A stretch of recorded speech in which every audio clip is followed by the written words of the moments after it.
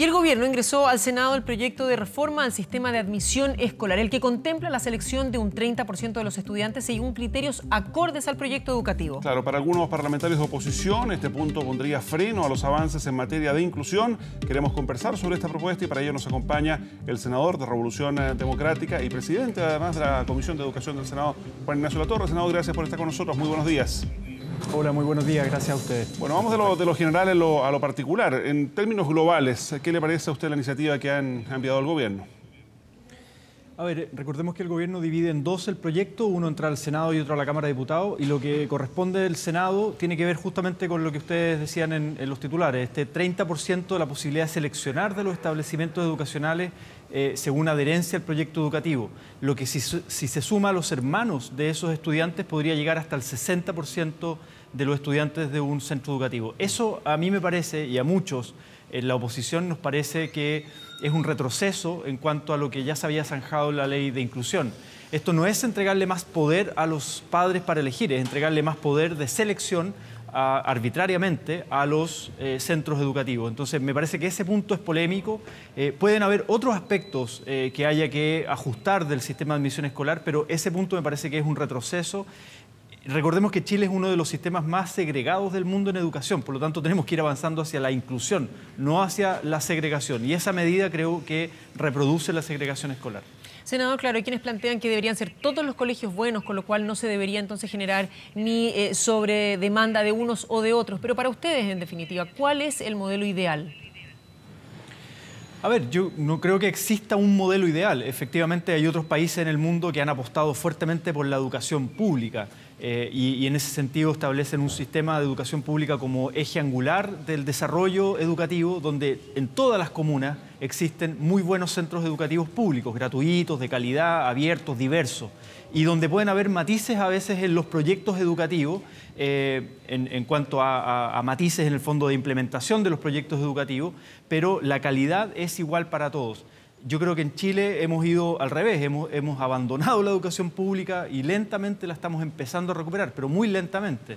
Y hemos privilegiado en el fondo la libertad de enseñanza, los colegios particulares subvencionados, hasta hace muy poquito tiempo con lucro, el copago, recordemos. Incluso hay algunos que todavía están en ese tránsito de ser con fines de lucro a corporaciones sin fines de lucro y que en el fondo hoy día no pueden pagar. O sea, estamos recién poniendo, por decirlo así, las reglas del juego que permitirían la recuperación de la educación pública, pero muy lentamente. Hay una desmunicipalización en curso, con un plan de nueva educación pública que está en proceso de implementación.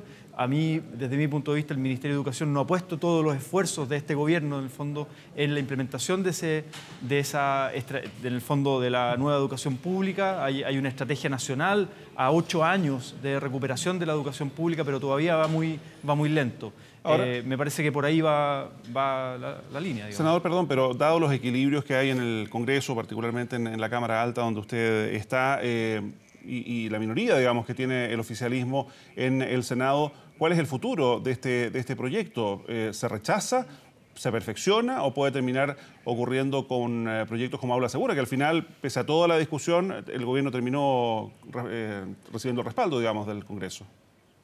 Sí, yo espero que esa experiencia de lo que fue Aula Segura sirva de reflexión para la centroizquierda, para la oposición en ambas cámaras, para poder poner los puntos de vista de la oposición, que somos mayoría en el Parlamento. Yo creo que eso a veces en materias como esta, donde uno ve que hay retroceso respecto a lo que fue zanjado en el siglo anterior, o sea, no estamos hablando hace mucho tiempo atrás, en el siglo anterior, la ley de inclusión, el nuevo sistema de admisión escolar, yo creo que este tipo de cosas uno no las puede permitir que avancen. Uno puede estar abierto, y de hecho mañana va a ir el Ministerio de Educación a presentar el proyecto de ley, y pueden haber aspectos del proyecto de ley que uno pueda estar abiertos a discutir, a avanzar, incluso a aprobar. Por ejemplo, el tema de los alumnos vulnerables que provienen del CENAME, que es un grupo muy pequeño en el fondo de la población, pero muy significativo en términos de su vulnerabilidad, que puedan tener preferencia en el sistema de admisión escolar. Ese tipo de cosas uno puede estar abiertos a discutir, pero la selección, el 30%, como le decía, que puede llegar hasta el 60% con los hermanos, me parece que es un retroceso. Y eso la oposición tiene que marcar sus puntos de vista. Perdón, respecto de la pregunta, entonces, ¿están disponibles para perfeccionar algunos aspectos y otros derechamente rechazarlos?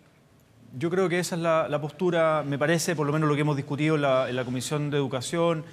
Insisto, mañana recién se va a poner en tabla, mañana recién se va a iniciar un periodo de audiencias, y después se va a votar, en el fondo, de aquí a algunas sesiones más. Pero en el fondo yo creo que el ánimo compartido de la oposición, del conjunto de la oposición, tanto en la Cámara de Diputados como en el Senado, es no retroceder respecto a la ley de inclusión, sino que perfeccionar aspectos, por decirlo así, accesorios, que puedan ser importantes, pero accesorios, pero no retroceder en cuanto a segregación escolar. Ahora, senador, pero es que vuelvo al punto que habíamos conversado antes. Cuando vemos que hay padres que hacen fila, que pasan noches completas tratando de llegar a un determinado establecimiento producto de que su calidad es mejor que otros. Cuando vemos padres que tienen que someterse al método de la tómbola en algún minuto y arbitrariamente quedan fuera sus hijos o los hermanos de sus hijos de uno u otro establecimiento. ¿Cuál es entonces una alternativa en la cual podríamos confiar? Más que seguir o no seguir con la discusión, algún punto que se quiera aprobar u otro que se quiera rechazar, pero ¿cuál es la alternativa viable? Sí, a ver, ojo con lo que se dice, porque no hay una tómbola, hay un nuevo sistema de admisión escolar, que está monitoreado por un centro de matemática de la Universidad de Chile, que hace el cruce de variables de algoritmos. Obviamente no hay selección por parte del establecimiento educativo, sino que se cruzan variables. Y ahí el 80% de las familias, ha quedado en un centro educativo de su preferencia, ya sea el primer lugar o el segundo lugar. Hay cerca de un 20%, un 17% que ha quedado disconforme de ese proceso. Y bueno, esto está recién implementándose y ahí la labor del Ministerio de Educación, de las seremías a lo largo del país, es acompañar a esas familias a encontrar un lugar. A mí me tocó la semana pasada visitar, por ejemplo, en el Quisco, una comuna del litoral de la provincia de San Antonio. 300 estudiantes están sin matrícula hoy día, ya en abril en el fondo, porque no tenían cupo en la educación pública, es decir, la matrícula, la oferta pública estaba completa y tenían que ir a buscar a San Antonio, a otras comunas que les queda lejos del Quisco, familias que viven en el Quisco y no tenían. Eso se repite en muchas partes, pero no por en el fondo que no les gustó el colegio, sino porque en muchas comunas no hay oferta pública suficiente. Y ahí entonces, ¿cuál es el desafío? Ampliar la oferta pública, invertir en infraestructura. Incluso en el Quisco se estaba pensando en salas modulares. Eso, cada comuna o cada territorio tiene realidades distintas. Por lo tanto, yo el llamado que hago al Ministerio de Educación, más que a levantar el malestar de un porcentaje de familias y de alguna manera magnificarlo en los medios de comunicación, es buscar soluciones reales hoy, acompañar a esas familias a buscar soluciones reales en el sistema educativo y sobre todo ampliar la oferta de la educación pública. Senador Latorre, quiero llevarlo a otro tema, también como presidente de la Comisión de Educación del Senado, pero también en su condición de psicólogo, de académico. Desde su punto de vista, ¿la educación pública debe ser mixta o no?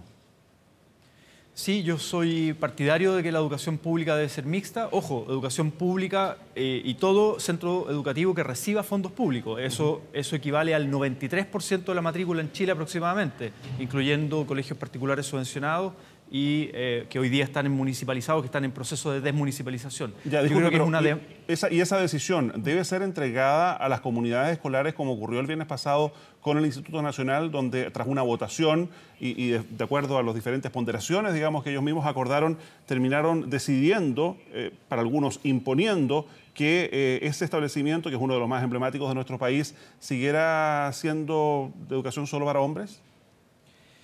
Mi punto de vista, y de hecho estamos tramitando un proyecto de ley que presentó el senador Quintana, que yo he patrocinado y otros senadores de oposición también, es que los colegios públicos monogenéricos, por ley, tengan que hacer el tránsito a una educación mixta en un periodo razonable de tiempo. Y que los colegios particulares pagados, que no reciben fondos públicos, abran esa discusión. O sea, no puedes como Estado imponerles esa decisión, pero sí promover, en el fondo, que la comunidad educativa haga el debate y la deliberación democrática para ver si sigue siendo monogénico o mixto. En mi opinión, el Instituto Nacional debe ser mixto por una cuestión de educación pública, del tipo de educación pública que queremos en el siglo XXI. Yo entiendo que hay una tradición que viene desde principios del siglo XX y muchos colegios desde el siglo XIX, colegios católicos, de congregaciones católicas, que hay toda una tradición. Pero yo creo que la educación pública del siglo XXI ha de ser mixta. Esto es parte de lo que ha planteado, por ejemplo, el movimiento feminista con la educación no sexista. Yo creo que la integración, el mundo es mixto, la convivencia desde la más temprana edad es mixta y debe ser así de manera normal, natural, y aprender Senador, a relacionarnos hombres y mujeres. Sí. Senador, ¿y esto en qué plazo? Si usted dice, bueno, vamos a presentar un proyecto, la idea es que fueran todos los colegios públicos mixtos. ¿Cuáles son los plazos de transición y cuáles serían las medidas que deberían tomar? Se lo pregunto porque ayer dentro de las declaraciones que íbamos a recoger en la calle, alguno de los apoderados decía, bueno, pero no necesariamente los profesores estaban preparados para. Me llamó mucho la atención, por eso quiero saber su opinión. Sí, en el Instituto Nacional yo creo que hay un tema muy particular, que hay un choque, por decirlo así, generacional. Los padres no quieren, los padres están en una postura más conservadora de seguir siendo monogenérico, y los alumnos, los estudiantes, sí quieren avanzar hacia una educación mixta. Y los profesores probablemente estaban... no tengo el detalle de la posición de los profesores, pero yo entiendo la que posición había de los profesores en particular era una de los apoderados, aparentemente, que decía que él consideraba que los profesores tenían que tener cierta preparación. Por eso le pregunto de nuevo, como decía Mauricio, tanto como psicólogo como parlamentario. A ver, los profesores, y muchos profesores, han sido formados como en su formación universitaria de pedagogía, es una formación mixta. Absolutamente, por eso. Y no se les enseña a trabajar solo en establecimientos monogenéricos. O sea, los profesores están hoy día, cualquier profesor que hoy día está en ejercicio está preparado para la educación mixta. O sea, esa es más bien una postura conservadora. En cuanto al proyecto de ley, es algo que está en trámite. Presentó el senador Quintana el año pasado la Comisión de Educación, y esto es parte de los proyectos de ley que tenemos que tramitar. Ahí los plazos, a ver, la idea no es imponer de la noche a la mañana. Obviamente la comunidad educativa tiene que hacer un tránsito. Entiendo que el proyecto de ley, si no me equivoco, es un año y medio, 2 años de tránsito, y esos plazos incluso se pueden cambiar, son parte del articulado de la ley, del proyecto de ley que uno puede estar dispuesto a modificar, pero el objetivo, la idea matriz del proyecto de ley es que cualquier establecimiento con fondos públicos, hoy día, por el tipo de educación pública que queremos para el siglo XXI, ha de ser mixta. Esto es parte de la demanda de la educación no sexista. Tenemos que aprender a relacionarnos y a convivir entre hombres y mujeres. Tenemos problemas serios de violencia en el pololeo, por ejemplo, de violencia machista, de una estructura patriarcal en educación que se reproduce de manera tradicional en los establecimientos educacionales. Eso hay que ir cambiándolo desde la más temprana infancia. Perdón, ¿y una enseñanza mixta garantiza que eso se reduce? Porque ayer lo conversábamos incluso con la decana de la Facultad de Educación de la Universidad Católica, que, han dicho sea de paso, ella está por una educación mixta, pero sí comentábamos que hay una serie de estudios internacionales, particularmente en Estados Unidos, también de la Universidad de Manchester en el Reino Unido, que dan cuenta que especialmente en la enseñanza primaria, las niñas que son educadas separadas de los hombres aprenden a un ritmo más rápido que los hombres solos. A ver, es que yo creo que estamos mezclando aspectos. Una cosa es el aprendizaje cognitivo, y que podrían haber estudios en relación a eso, a la comparación del aprendizaje cognitivo, que podría ser que se dé ese caso en algunas investigaciones. Pero acá ya estoy hablando de algo relacional, de la convivencia. No por el hecho de estar en un mismo espacio se garantiza, como dice usted, no se garantiza, pero es una condición necesaria. Obviamente hay que implementar un tipo de educación no sexista. En el fondo, la división de roles que hubo en la sociedad patriarcal hace mucho tiempo, desde siglos pasados, digamos, donde los hombres estaban en un lugar y se les formaba para trabajar remuneradamente, para hacerse cargo del país, por ejemplo, el Instituto Nacional, liderazgos políticos, etc. Y las niñas, en un espacio aparte, se les educaba para labores domésticas, de cuidado, de reproducción de la vida en el espacio doméstico. Esa división de roles, que fue el objetivo, digamos, prioritario por el cual se separaba a hombres de mujeres, a niños de niñas, hoy día en el siglo XXI no tiene absolutamente ningún sentido. Senador, usted habla de que el aprendizaje no necesariamente tiene que ser dividido, obviamente los roles que ya están muy pasados de moda respecto de esta separación que hace recién, incluso toca el tema de la violencia entre el hombre y la mujer. ¿Considera que esta educación mixta va a llevar también a una igualdad en cuanto a los sueldos que hemos estado revisando en el último tiempo entre hombres y mujeres, la igualdad de condiciones laborales para ambos? Yo creo que eso obviamente es un cambio, son cambios legales que hay que hacer, pero también cambios culturales. Y en ese sentido la educación es el espacio, por decirlo así, privilegiado para ir generando cambios culturales. Recordemos que uno está en el sistema educativo formal por lo menos 12 años y después viene toda la etapa de educación superior. Entonces, efectivamente, el hecho de que estemos en espacios de igualdad, donde convivamos en planos de igualdad, de respeto a la dignidad y a los derechos de hombres y mujeres en planos de igualdad, eso se va a ir transformando como algo normal, como algo natural, como parte de un cambio cultural que quiere hacer. Y eso después, obviamente, hay que materializarlo con legislación y políticas públicas que fomenten la equidad en el plano laboral, en el plano político, en distintos espacios de la sociedad. Muy bien, senador Juan Ignacio Latorre, muchísimas gracias por habernos acompañado desde el Congreso. Muy buenos días. Muchas gracias a ustedes, que estén muy buen día.